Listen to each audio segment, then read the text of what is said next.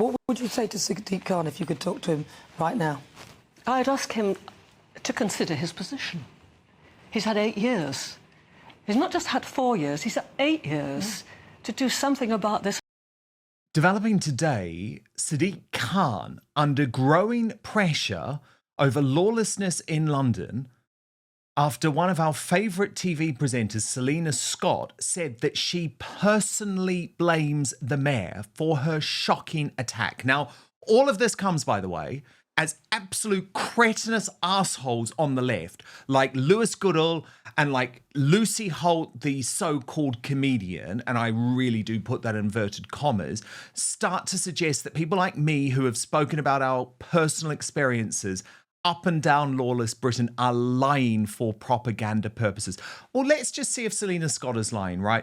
Very respected television presenter, flawless career, 74 years old, in what should be an enjoyable retirement outside Waterstones in Piccadilly, where she's beaten to the ground by a gang of thugs. All of her possessions are taken from her. This is who she blames. Mr. Khan, watch.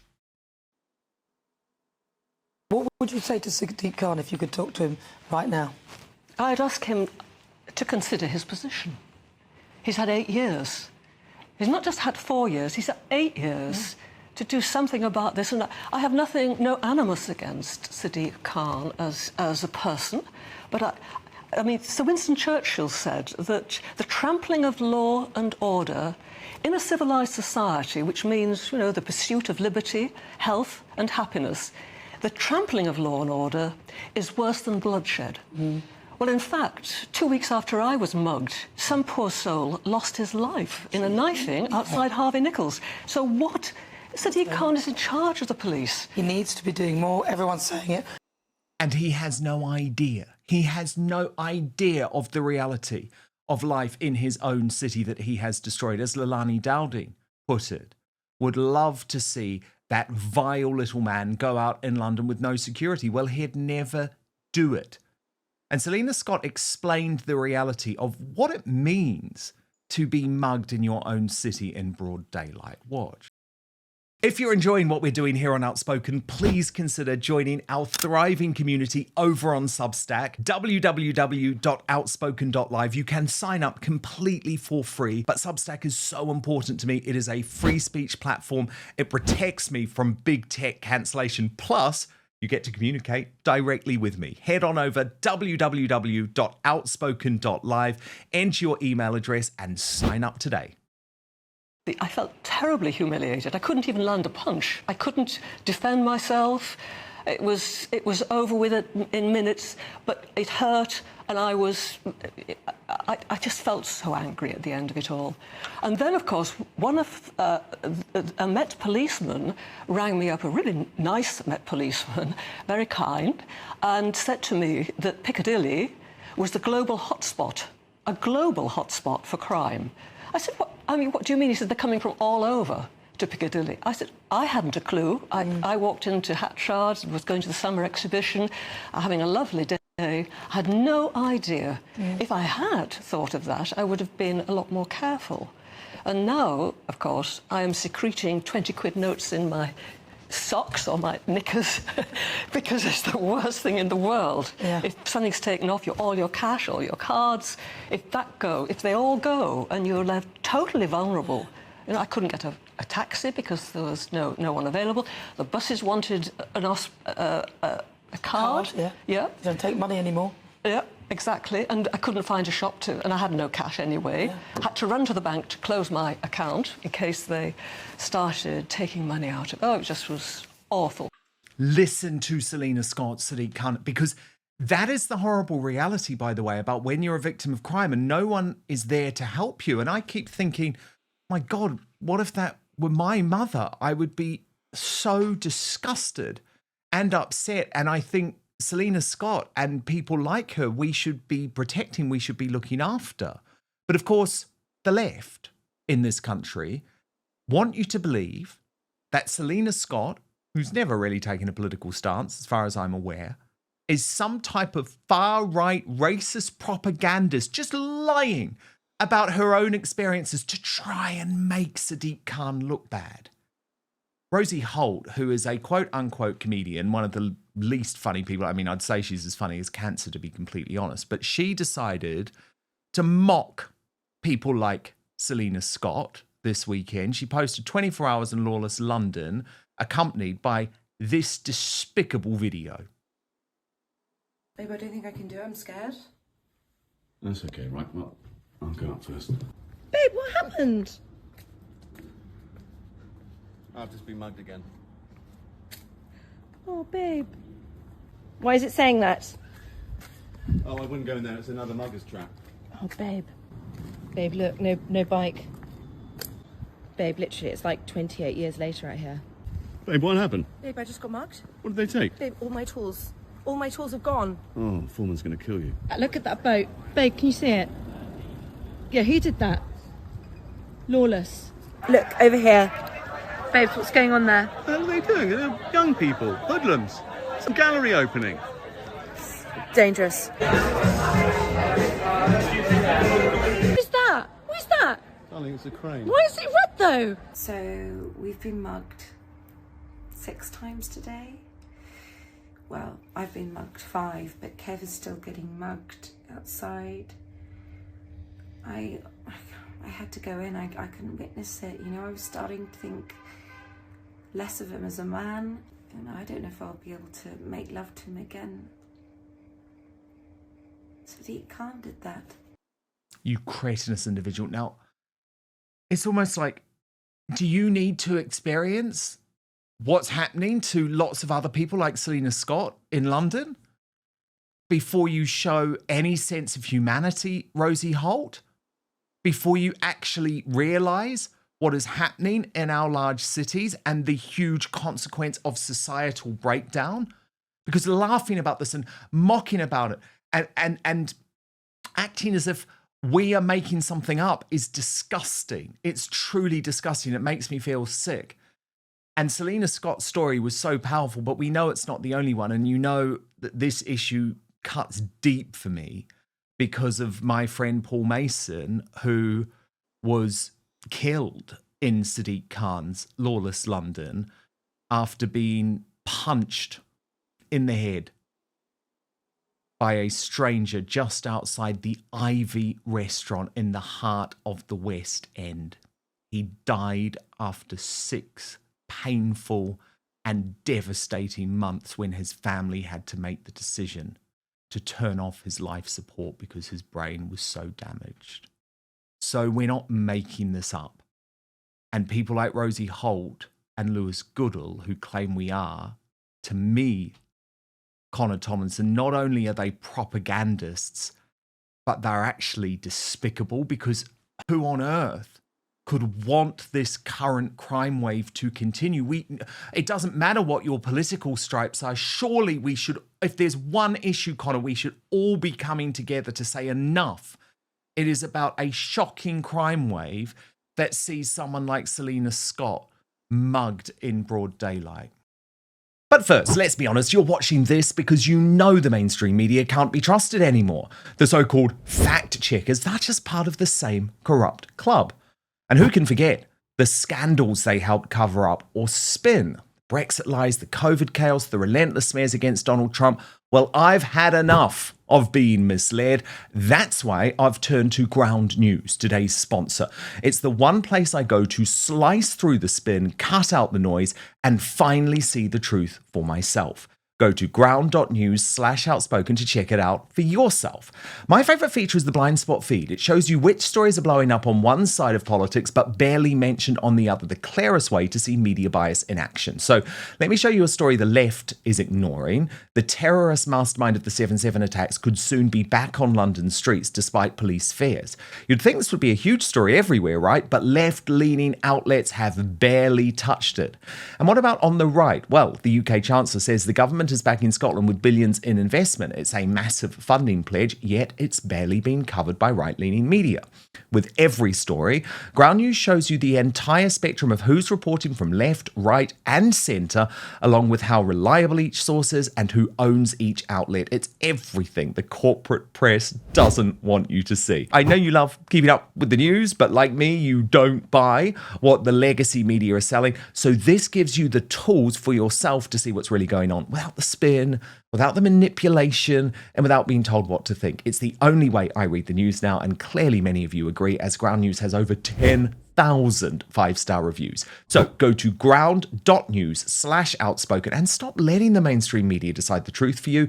If you subscribe through my link, you'll get 40% off the Vantage plan. That's the one I personally use for unlimited access. Supporting Ground News also supports Outspoken, so thank you for helping me keep doing what I am doing here too. That's ground.news/outspoken. But now, back to the show.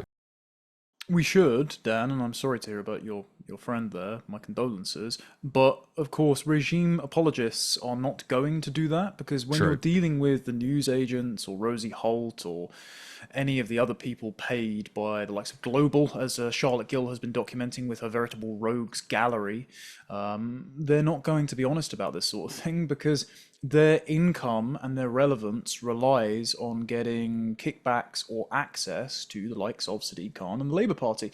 And over the last 10 years, since Sadiq Khan's been in power, we've seen 40% increase in crimes of violence against the person, possession of offensive weapons by 23%, sexual offences by 75%, and theft from the person a 207% increase over 10 years. And he tries to fudge the number, saying it's a year-on-year decrease. We also have 70,000 phone fests every year, 192 a day, and we know who's doing this, funnily enough. Gawain Towler's actually the perfect example of this. He wrote about it for The Critic, getting his phone nicked in Soho a few months ago, and the miscreants who stole his phone spent about a few £100s on trainers and then £6,000 on remittances via Western Union. So if anyone's seen the Nicholas 30 Ons meme, yeah, it's second generation social housing dwelling migrants like Karim who are doing this to fund their lifestyles, and they do the same sort of thing by bumping the barriers and dueling one another's with machetes in areas like Southend. We don't have to put up with this. We could have none of these people living in our country. We could stop importing them. We know that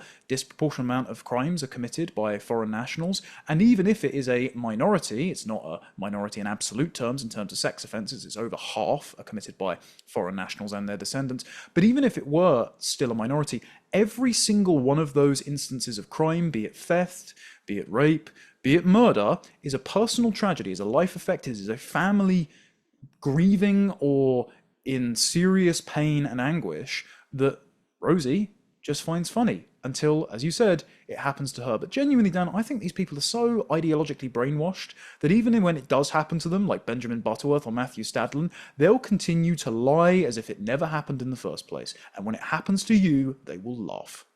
Yep, indeed. And what they are much more concerned about, Connor, have you noticed this, is language. Everything is about language and trying to link very sensible changes that we want to the Nazis. And the most recent example of this is Tessa Dunlop, who appeared on the Jeremy Vine show and took offence to the fact that I think there are now very sensible calls to house these illegal migrants that are causing so many of our problems in camps, right? In army camps or in tents or, you know, who cares? This is what happened, and then I'll get your reaction off the back. I love the way you weaponised the word British there. British people! They've had enough, us poor British people. Do you know the numbers of asylum seekers we take in this country relative, in fact, to our European neighbours, but more saliently to countries like Turkey, who have an excuse for putting their asylum seekers in camps because they house millions of asylum seekers because they border countries where there have been conflicts. We are not even beginning to understand what it means to have a serious asylum problem. So let's just own that for a start. Can I just... Lucky, I want to say lucky British people. Lucky British people that we don't border the Gaza Strip or that we don't border Syria. Lucky us, privileged us. And how dare we revert to using that word camp, which got us unstuck way back when in 1900, when we shoved Afrikaners and black people in southern Africa into camps and they died in their thousands. You're talking about Churchill. We are indeed not Churchill. This is the Boer War, another war we'd prefer not to talk about. That's when the first time concentration camp was coined as a phrase. And let us just then forward wind much more recently to Bibi Stockholm, another version of a camp where Legionella disease, by the way, because the camps in southern Africa in the Boer War, the reason people died was because of disease. And once again, we had it much more recently. Bibi Stockholm. Do you think that camps? How long are you going to? How long are you going to? I've not even begun. No, you haven't. I've not begun. Tim, very quickly before we go to callers, Tessa's knocking Britain all the time. I'm not knocking Britain, I'm knocking the use of the word Britain. You knock Britain all of the time. And the fact is, if you add up the contribution that British people pay on overseas aid, defence, around we are absolutely committed to abroad. We are actually a very generous nation, even with the cuts, which I oppose. Well, let's just give some numbers before we go. Saying that we don't care and that we're somehow worse than other countries is not true. Just to be clear. Connor, your reaction? I'm so frustrated. I shouldn't be, because I know the purpose of platforming on the right. You know, people like Tom Harwood and Tim, who Tim's always been polite to me, but it's just frustrating how he concedes every possible bit of ground to her fallacious argument. Yes, actually, the British are evil and racist, and the only way we can stop being evil and racist throughout history and everything being our fault is to take in infinity numbers of rapey foreign migrants until the universe implodes or something. I'm just sick to the back teeth of it, Dan. Honestly, she's historically illiterate, because I don't actually think that the first time the term concentration camps was used was in the Boer War. According to Alexander Solzhenitsyn, it was in a telegram sent by Vladimir Lenin to refer to people that were detained who were like counter-revolutionary elements after the Bolshevik Revolution and the Civil War. So it was actually the communists that used that, I believe. But second of all, I'm so sick of all of politics circling the drain of the Second World War. Like, it just doesn't last anymore. No, we can actually do sensible things without being compared to the spectre of Adolf Hitler. Turns out that all these men are living in filthy camps in Calais anyway before they come over here. We can probably build humane structures that don't put people up in 4-star accommodation at the British public's expense before we swiftly remove these people. But Tessa doesn't want these people removed. Tessa has this abstract idea that literally everyone from everywhere is exactly the same, and if we just give them enough social housing and lessons on women's rights, then a man from Mogadishu will be indistinguishable from a man from Manchester. And this total fiction, this delusion that was put on steroids after the atrocities of the Holocaust, because Hitler killed lots and lots of people in a racist way, so the absolute worst thing you can ever do is observe differences between groups of people, be it culture or identity, and so you have to pretend everyone's just made of this grey goo and that all disparities in outcome are a result of oppression, usually by white people. Tessa has this opinion, but when the people who don't hold this opinion have the costs inflicted on them, like the grooming gangs, like rapes committed by asylum seekers, like the increasing tax burden that people who are disproportionately less fortunate than her have to pay, she will just ignore them and gaslight them and say, lucky you that you aren't bordering Syria. No, I agree. Lucky us, Tessa, which means literally every person that comes here, that crosses our gigantic geographic moat to break into our country, is a choice. And you know what? Increasing numbers of us are choosing to send them all home and not take any more, and we are right to do so.